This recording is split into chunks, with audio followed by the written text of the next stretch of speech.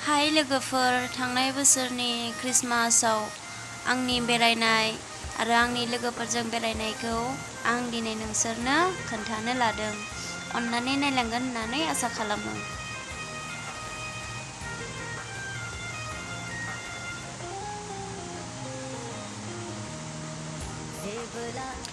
जोबोर गिदिर बियो बेंगलरनिनो शिवाजी नोगोर होनो।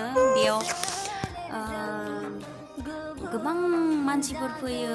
बे चार्चनि नामानो जाबाय सेन्ट मेरि चार्च।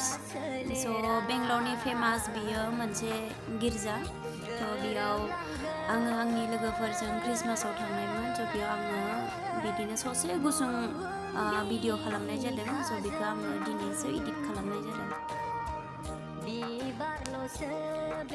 बेयो गिर्जा न', बेयो मादार मेरि। नैबे मोनसे साजायनाय मुसुखा साजायनाय गराय। स' नायनो जोबोद मोजां। खाथियाव थाङोब्ला जोबोद मोजां मोनगोन। नैबे क्रिसमास ट्रि बिबारजों बनायनाय जोबोद गिदिर।